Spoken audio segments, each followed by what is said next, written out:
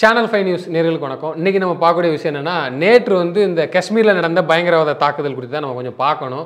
அதே நேரத்தில் இதை பற்றி கொஞ்சம் ஆழமாக பேச முன்னாடி ஒரு 3 மாதத்துக்கு பின்னக்கூட்டி நம்ம போயே தான் ஆகணும்.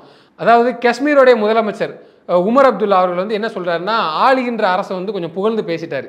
அவர் பேசியிருக்கிறாரு. மோடி அவர்களையும் பாஜக அரசையும் என்ன சொல்லியிருக்காருன்னா, ஆர்டிகல் 370 நீங்கள் தூக்க போய் தான் எங்கள் நாட்டு மக்கள் வந்து சுதந்திரமாக மூச்சு காத்து விட முடியுது, எங்கள் வீட்டு பிள்ளைங்கள்லாம் சர்வசாதாரணமாக ஸ்கூலுக்கு சென்று வர முடியுது, சுதந்திரமாக செயல்படுறாங்க அப்படின்னு சொல்லி உமர் அப்துல்லா அவர்களே வந்து பேசியிருக்கிறாரு. ஒரு 3 மாதத்துக்கு முன்னாடி பேசியிருக்காரு. அவர் பேசின நேரமாக என்னன்னு தெரியல, 3 மாதம் கழிச்சு இது போன்ற தாக்குதல் இது ஒரு பக்கம் இருக்கட்டு. அப்போ இப்போ தான் எங்கள் நாட்டு மக்களே சுதந்திர காற்றை சுவாசிக்கிறாங்க, நிம்மதியாக போயிட்டு வராங்க அப்படின்னா, இதுக்கு முன்னக்கூட்டி காஷ்மீருடைய லட்சணம் எந்த அளவில் இருந்திருக்குன்னு இப்போ நீங்கள் பார்த்துருப்பீங்க. காஷ்மீரில் எந்த அளவுக்கு வந்து ஒரு அடக்குமுறை இருந்துச்சுன்னா, யாருமே அங்கே எதுவுமே பேச முடியாது, எதுவுமே பேச முடியாது. தேர்தல் கிடையாது, ஒழுங்கான தேர்தல் கிடையாது, எதுவுமே கிடையாது. ஏதோ திறந்த மடம் மாதிரி தான் இருக்கும். அங்கே போடுறதா ரூல்ஸ், அங்கே போடுறதா ஒரு சட்டங்கிற மாதிரி, கையில் கிடைச்சோன்னா துப்பாக்கியோட அலையுது, இந்த மாதிரி ஒரு செயலில் காஷ்மீரில் இருந்துச்சு. அதெல்லாம் முற்றிலும் மாற்றணுங்கிறதுக்காண்டி தான் மத்திய அரசு ஆர்டிகல் 370 தூக்கிட்டு ஸ்ட்ரிக்டாக வந்து டைட் ஆக்கினாங்க. இப்படிலாம் அவ்வளோ இதில் விட முடியாது, நம்ம எல்லாம் ஒரே கண்ட்ரி தானே அப்படின்னு சொல்லுங்கிற ஒரு கட்டமைப்பில் வந்து மத்திய அரசு தீவிரமாக செயல்பட்டாங்க. ஆர்டிகல் 370 தூக்குனாங்க. தூக்கிட்டு இராணுவத்தையும் காவல்துறையும் அதிக கட்டுப்பாட்டில் வச்சு நல்லா டைட் பண்ணாங்க. டைட் பண்ண விளைவில் தான் தேர்தல் நடந்துச்சு. அதான் 100க்கு 100 உண்மை.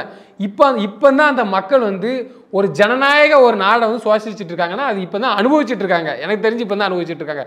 இதை உமர் அப்துல்லாவே பேசியிருக்காரு. இதுக்கு முன்னக்கூட்டியே அவள் அப்பா தான் முதலமைச்சர். ஆனால் அதுக்கு முன்னாடி அங்கே எப்படி இருக்கும், அதாவது முதலமைச்சர் கண்ட்ரோலே இல்லாத அளவுக்கு காஷ்மீருடைய லட்சணம் இருந்திருக்குன்னா இதுல இருந்து தெரிய வருது. அதே நேரத்தில் வந்து உமர் அப்துல்லா அவர்கள் வந்து இப்போ வந்து கிட்டத்தட்ட இந்த தேர்தலுக்கு அப்புறமா வந்து அவர் வந்து இப்படி தான் இருக்கணும், ஜனநாயக முறை இதான் சரியான முறைங்கிறது வந்து தெளிவாக இருக்கிறாரு. அவர் இந்த சம்பவம் நடந்த அடுத்த நிமிஷமே, அதாவது அவருடைய காரு, தேசிய கொடி கட்டிய காரு, சிஎம் உடைய காரு, அவரே ஓட்டிட்டு போறாரு. ஆன் த ஸ்பாட்டுக்கு போறாரு. உள்துறை அமைச்சர் அவர்களை சந்திக்கிறாங்க, ஒரு மீட்டிங் மாதிரி போடுறாங்க, அதுலலாம் வந்து கலந்துக்கிறாங்க, பல்வேறு ஆலோசனை வந்து ஒத்துழைக்கிறாங்க, அதுமாதிரி நிதி வந்து அறிவிச்சிருக்காங்க. அதெல்லாம் ஒரு பக்கம் இருக்கட்டும். இந்த தீவிரவாதி கும்பலுக்கு வந்து எப்படின்னா, நீ நல்லவன், நீ வந்து நியாயமான மனுஷன், இவனு அப்பாவி, உனக்கு குழந்தை இருக்கு, அப்படிலாம் ஒரு கான்செப்டே கிடையாது. ஒரு அஜெண்டா கிரியேட் பண்றான், ஒரு ஸ்டார்ட் பண்றாங்க, இன்னைக்கு நடத்தியே ஆகணும், இத்தனை பேரை கொன்னே ஆகணும், இதான் டார்கெட். ஏன்னா எதிரியை கூட எதிரியா டீல் பண்ணணும். அது இந்த விஷயத்துல நடக்கலை.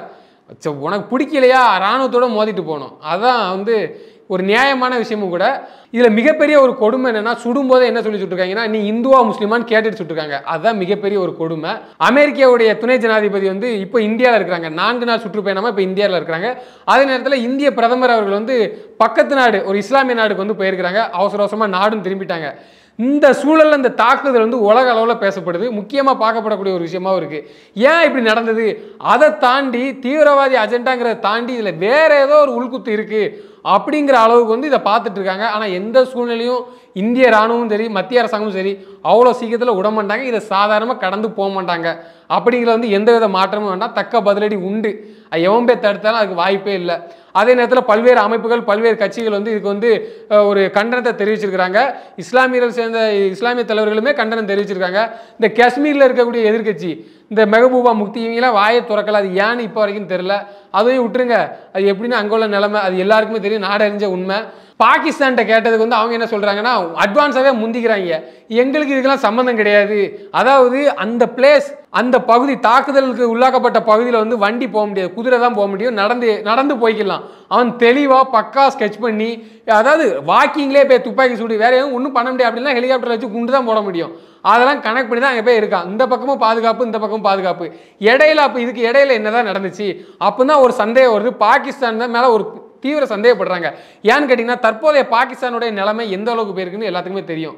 அவங்களுடைய பொருளாதாரம் எந்த அளவுக்கு வந்து சரிவடைஞ்சிருக்கு, அந்த பண புழக்கம் கூட அது பெருசாக இல்லை, பாகிஸ்தானில் ரொம்ப வீக்கமாக இருக்குது அப்படின்னு எல்லாத்துக்குமே தெரியும். இந்த சூழலில் ஏதோ ஒரு விஷயம் பண்ணணும் அப்படிங்கிறத வந்து திட்டமிட்டு செயல்படுறாங்கன்னு சொல்லிட்டு பல பேர் வந்து பேசிகிட்டு இருக்காங்க. அட்வான்ஸாகவே இவங்க அறிக்கை விடுறாங்க, எங்கள் மேலே தப்பு கிடையாது, நாங்கள் எதுவுமே பண்ணலை, எங்களுக்கு இதுக்கு சம்மந்தம் கிடையாது, தேவையில்லாத வச்சு கோர்த்து பேசாதீங்க அப்படின்ட்டு. அந்த லக்ஸரி தொய்பா அந்த அமைப்பே வந்து பாகிஸ்தான் ஆதரவு பெற்ற அமைப்பு தான். இப்போ வரைக்கும் வந்து அடையாளமாக காணப்பட்டு பல்வேறு ஓவியங்கள் மூலயமா வரைஞ்சி இவர் தான் இருக்கும் அப்படின்னு சொல்லலாம் அடையாளம் காட்டியிருப்பாங்க. நம்ம பத்திரிகையிலே பார்த்துருப்போம். இதற்கு எதிர்கட்சிகள்லாம் என்ன பேசுகிறாங்கன்னா, பதவி விலகணும், அமித்ஷா பதவி விலகணும், திருமாவளவன் முதற்கொண்டு சொல்கிறாரு இன்னைக்கு. அது என்ன மென்டாலிட்டியில் சொல்கிறாங்க, என்ன மைண்ட் செட், என்னமோ இவரே போய் ஆளை வச்சு செட் பண்ண மாதிரியே பேசுகிறாங்க. பார்த்துக்கங்க, நம்ம வழக்கமாக பார்த்துருப்போம், எதுக்கெல்லாம் பதவி விலக சொன்னாங்க, யாரெல்லாம் சொன்னாங்க, இதை அப்படியே மாற.